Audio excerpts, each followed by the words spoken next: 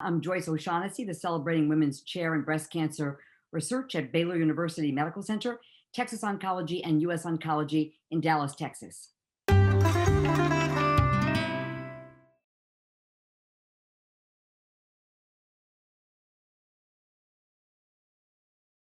The problem of genitourinary atrophy in our patients, especially with estrogen receptor positive breast cancer who are receiving endocrine therapies for their breast cancer, is a very substantial concern. One of the most common side effects and toxicities that we need to proactively talk to our patients about when they're going to be on endocrine therapies for 5 or 10 years. In our women who are premenopausal, we often are utilizing LHRH agonists to make the women postmenopausal, or of course for postmenopausal women who are on aromatase inhibitors. I will say that for women who are taking tamoxifen alone, fortunately there's much less in the way of genitourinary atrophy, because the tamoxifen in postmenopausal women can have an estrogenic effect on the genitourinary tract.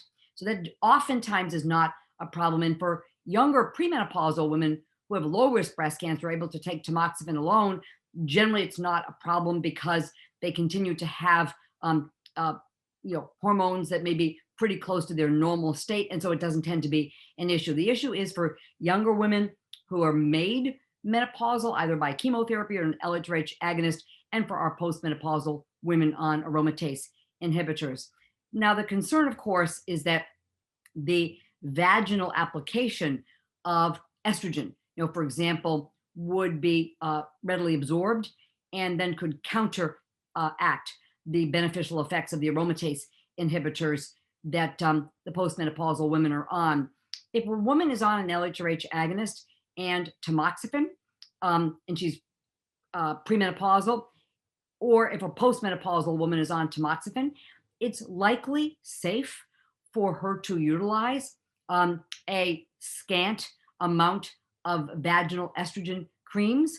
And I usually would utilize this maybe a third of an applicator full of estrace or estradiol daily for 10 days to heal, and then twice a week thereafter. I find that even a scant amount, a quarter to a third of an applicator full, will suffice to really heal and to maintain good vaginal health. Now that estrogen is absorbed, but if a woman is on tamoxifen, then tamoxifen will compete that the estrogen, the serum levels of estrogen, and will still be able to block the estrogen receptor on the tumor cells. We know that because of the effectiveness of tamoxifen in premenopausal, particularly those over the age of 40. So I think that's reasonable. If a woman is on tamoxifen, I think it is reasonable for her to have either some estrace cream or to utilize one of the estrogen suppositories. They make a 25 microgram, a 10 microgram, and now even a 4 microgram estrogen suppository, which I think would be safe, particularly if you utilize just twice a week for patients. The more challenging issue is for women who are on aromatase inhibitors, and most women with more higher risk breast cancer are on aromatase inhibitors. And there we just really do not want the absorption of estradiol, because it would negate the effects of the aromatase inhibitor. So very importantly is to have this conversation as soon as the aromatase inhibitor is initiated or the LHRH agonist is initiated, because preventing severe genitourinary atrophy is a lot easier than trying to heal it once it has become severe. So I always talk to women on day one of starting the LHRH agonist or the aromatase inhibitor. And some of the strategies that can be utilized are very good hydrating gels for the vagina. The one that really looks best so far in the trials that have been done is a hyaluronic acid gel. And there are several forms of it, either gels or there's a small triangular vaginal suppository of this derivative of hyaluronic acid. And some randomized data have shown that the effectiveness of this on the genitourinary health is even in some cases superior to estradiol. So that's quite encouraging. I think that's extremely important to utilize that. I do find, however, that over time, um, a proportion of women need additional help besides the hyaluronic acid. And the issue oftentimes is at the introitus, that the introitus can lose elasticity, tissues get thin, and intercourse becomes uncomfortable. And so the Mona Lisa Touch is a CO2 laser therapy that can help with regard to the introitus and decreasing pain with intercourse.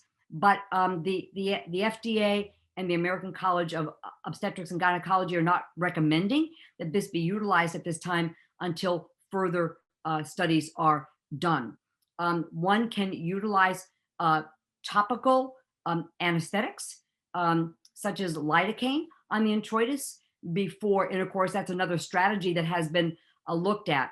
What I do in my practice is I really avoid the introduction of estradiol or testosterone or DHEA into the vagina when a woman is on an aromatase inhibitor, because there is absorption, ready absorption, and because estrogen receptor positive breast cancers also are usually very replete with the androgen receptor itself. In fact, when women are on aromatase inhibitors and there is no ligand for the estrogen receptor, the breast cancer cells can upregulate the amount of the androgen receptor, because the aromatase inhibition can lead to a buildup, an enrichment for androgenic precursors of estrogen that are converted, like DHEA is converted to estradiol by aromatase.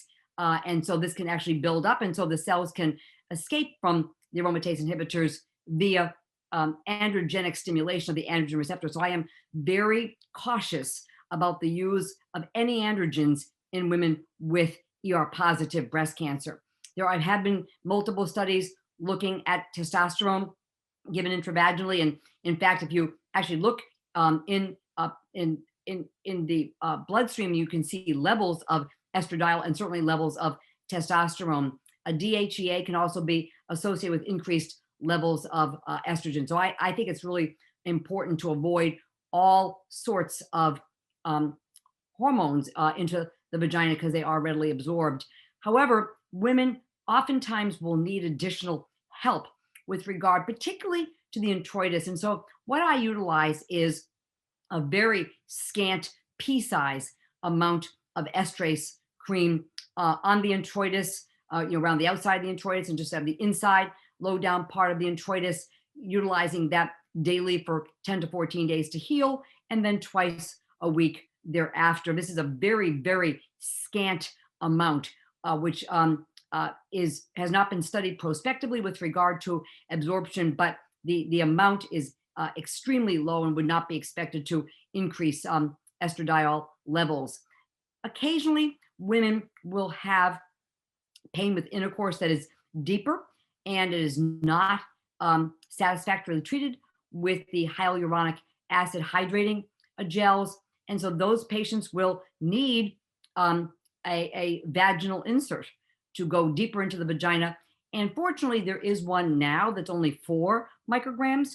And so that would be the one to utilize, the lowest dose one, to utilize it every, for 10 to 14 days daily, and then twice a week thereafter, until a woman is healed.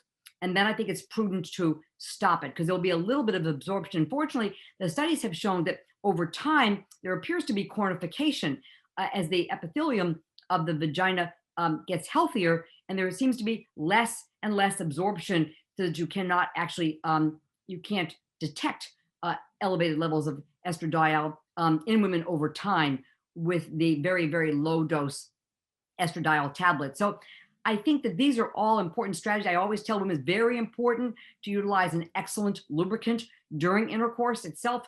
Coconut oil is excellent, as are other glycerin-based gels, or also silicone-based gels are very, very good. But I think the coconut oil is the current favorite that seems to work very, very well for patients. And I always mention that, intercourse itself is helpful for the tissues.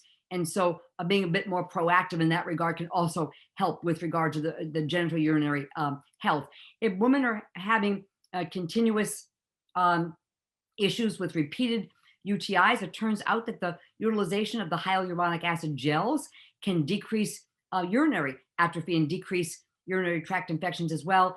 And then also very, very scant, again, pea size application of estrase cream over the urethra, I have found to help patients as well. Again, daily for 10 days and then just twice a week thereafter until the problem is improved and then stopping it for a while. So the idea is to use as scant amount as possible and then to utilize the non-hormonal gels such as the hyaluronic acid, coconut oils, etc., going forward when women are doing well.